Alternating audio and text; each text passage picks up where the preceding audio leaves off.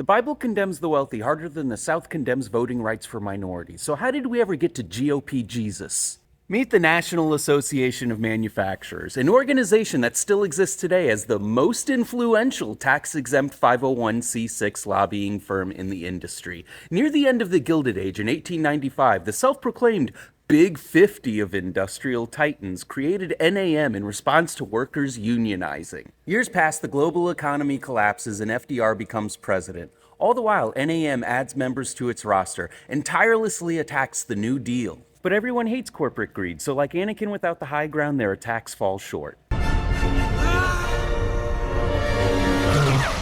How are we as wealthy executives going to convince the poor working class that capitalism is better for them than socialism? Hold my beer, bro. As Fifield pioneers the modern megachurch in LA, he meets director of Charlton Heston's The Ten Commandments, Cecil B. DeMille, who puts him in contact with NAM. With the financial backing of NAM, Fifield creates an organization called Spiritual Mobilization to function as a religious shell company for their propaganda. With his loose interpretation of the Bible, Fifield argues that God imbued man with certain inalienable rights, such as the right to private property and the freedom of choice, including the choice to be poor. So for the state to take from the rich to give to the poor is a violation of God's law. This interpretation forms an ideology known as Christian libertarianism. Of course, fear-mongering government is nothing new in our post-Reagan era, but coming out of the Great Depression, people were stunned to hear Fifield hailing the rich as the nation's salvation. Oh, is that your ass? Oh, closer to the hole, sir? Together, NAM and Spiritual Mobilization launch a massive public relations campaign promoting free market capitalism through film, radio, advertisements, direct mail, a speakers bureau, and a press service that provided ready-made editorials and news stories for 7,500 newspapers. In October 1938, Fifield writes to over 70,000 clergymen seeking to recruit them in revolt against FDR and the New Deal. In 1934, NAM spent $36,000 on public relations. In 1937, it spent nearly $800,000. But even with an endless supply of capital, a network of corporate heads and celebrities, and a crooked reverend like Fifield at your disposal, God is a capitalist isn't easy to sell. They spend a decade adjusting their strategy to tie Christianity to capitalism, but like a Marjorie Taylor Greene book signing, nobody's buying it. Then in 1945, they realized the reason their outreach to ministers is failing is because they're coming across a little too thirsty. So in 1947, Spiritual Mobilization launches a program titled Freedom in Peril. Proselytizing the New Deal is not just a war on free enterprise, but a war on Christianity. They send out more than 15,000 copies of sermons to ministers to be preached to their congregations with the incentive of being entered into a contest to win $5,000. In 1947, Fifield writes to Jasper Crane of DuPont that 25,000 pastors preached his sermon. In 1944, Spiritual Mobilization had a little more than 400 ministers. By early 1947, it had more than 10,000.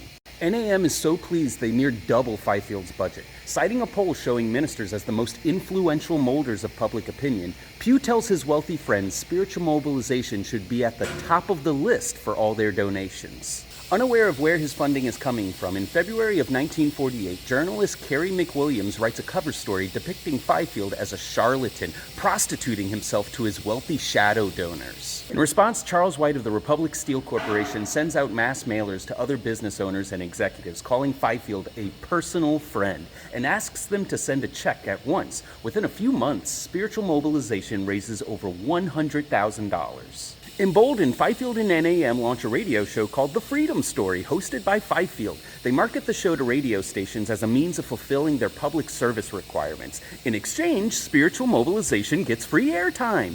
The only consequence is they need to tone down the rhetoric, but doing so just makes it more appealing to a wider audience, and the show becomes a hit. In 1949, the show aired weekly on 100 radio stations. By late 1951, it was broadcasted on over 800. Spiritual Mobilization launches a magazine titled Faith and Freedom that's presented as a place where ministers can write in and express their views, but by only publishing articles from conservatives and filtering out responses from ministers that conflict with their Christian principles, NAM and Spiritual Mobilization are able to present themselves as fair and balanced, effectively making their propaganda a little more indirect and subtle. The Republicans win big in the 1950 midterm elections, gaining 28 House and 5 Senate seats. Fifield and NAM see this as a testament of their efforts, and spiritual mobilization becomes stuffed with more cash than a bathroom wall at a Joel Osteen church. Riding reverse cowboy on that big dick energy, in the spring of 1951, Fifield embarks on what will be the biggest accomplishment of his life: changing the 4th of July forever. Back then, the 4th of July wasn't the big holiday celebration we see today, but to mark the 175th anniversary of the signing of the Declaration of Independence, Fifield and NAM decide to throw a massive week-long series of events with the theme Freedom Under God. Tasked with coordinating the events, the newly formed Committee to Proclaim Liberty claims to seek a spiritual emphasis for the upcoming holiday, but few religious leaders actually serve in its ranks. Instead, what starts out as a committee of 56 people quickly expands into an ocean of celebrities, right-wing media figures, politicians, corporate titans, and military leaders, with the two most prominent being FDR's predecessor Herbert Hoover and General Douglas MacArthur. Full-page newspaper ads are taken out to promote the events. The ads focus on the preamble of the Declaration of Independence, with commentary running alongside. By focusing solely on the preamble, spiritual mobilization is able to present the Declaration as a total rejection of government rather than a condemnation of the British Crown. Spiritual mobilization mails out a press release to its 17,000 minister representatives and creates another contest with cash prizes asking ministers to write a sermon on the theme Freedom Under God and deliver it to their congregations on the Sunday of the 4th of July week. The organization reports tens of thousands of ministers offer sermons on the topic. Sermons are amplified by a program broadcasted over CBS's national radio network. The program features celebrities such as Jimmy Stewart, Bing Crosby, Lionel Barrymore, and Gloria Swanson, giving speeches, reciting epic poems, and performing patriotic musical numbers. It's all topped off with a reading of the preamble and a keynote from General Matthew Ridgway, who insists that the Founding Fathers were motivated in large part by their religious faith.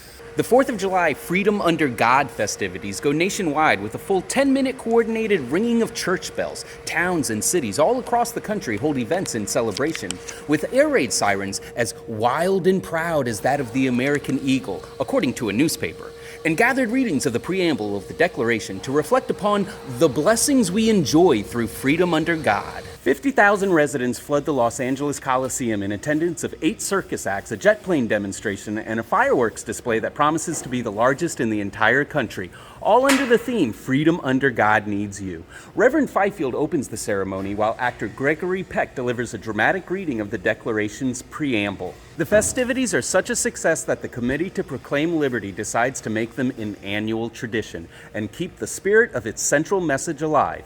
God is an American capitalist. 2 years later, in 1953, Eisenhower attends the first National Prayer Breakfast with the theme Government Under God.